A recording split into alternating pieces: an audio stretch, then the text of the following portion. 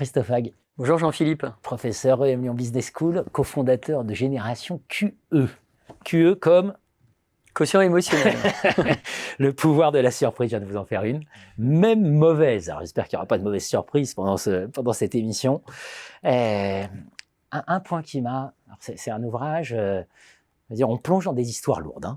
On plonge dans des histoires très lourdes. Du couloir de la mort, du GIGN, des prises d'otages, et machin. Faut pas se dire on va passer un bon moment tout cool. Non, c'est des histoires lourdes. Un point que j'ai retenu, c'est la voix. Alors la voix, c'est un des canaux de diffusion des émotions.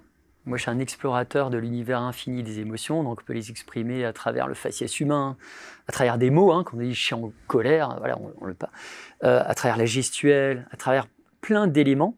Et il se trouve que la voix, effectivement, elle a un impact direct, la fréquence fondamentale, le débit de parole, etc., sur l'autre. Et c'est assez intéressant parce que moi, la voix, je m'y intéresse depuis un moment, parce que déjà, à la base, je ne suis pas fan de ma voix. Donc c'est aussi ce qui m'a amené...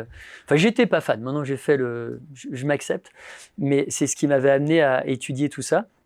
Et tout avait commencé il y a quelques années quand j'étais allé voir une médecin phoniatre, Elisabeth Fresnel, qui coach vocalement plein d'artistes hyper connus, qui était la première à créer en France ce qu'on appelle le laboratoire de la voix. Donc maintenant elle est à la retraite, vous passiez par des orthophonistes, etc., etc. Et là je lui avais emmené un chef d'entreprise, un négociateur du GIGN, il y avait Nicolas Poincaré, un journaliste avec une voix très atypique. Ils se sont fait ausculter les cordes vocales, bref, on a fait tout un tas de choses. Et à un moment, je lui ai dit, écoute, il y a un truc qui m'intrigue depuis longtemps, sont les voix des gourous. Et là, la pauvre, elle m'a dit, t'étais vache avec moi, je lui envoie des heures et des heures de discours de gourous. Donc il y avait Scientologie, il y avait Raël, et il y avait le fondateur d'une autre secte, Pierre Jouret, tristement célèbre. J'ai dit, écoute, est-ce que tu peux analyser ces voix? Et peut-être il y a un tronc commun à toutes ces voix qui arrivent finalement à hameçonner les individus pour les amener finalement à intégrer le mouvement.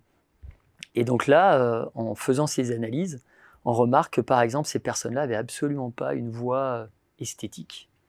Il n'y avait pas de relief dans la voix, c'était monotone, c'est chiant à mourir. Et ça tendait un petit peu quand même vers les graves. Et il se trouve que ces personnes-là, en adoptant ce type de voix-là, monotone, débit de parole faible, entre médium et grave, etc., arrivaient à créer quelque chose, une emprise émotionnelle sur autrui. Et donc ça a été ma première surprise. Et je m'étais dit, tiens, en fait, comme des publicitaires, etc., enfin, j'en sais rien, ou comme un acteur, ou comme un comédien, normalement, on essaie d'en jouer pour séduire. Là, absolument pas. Donc tout a commencé là, cette genèse avec la voix, et c'est pour ça qu'après, j'ai creusé encore plus et je suis allé voir des négociateurs du GIGN, des négociateurs du RAID, pour comprendre comment est-ce que ces personnes arrivaient à la voix... Situation extrême.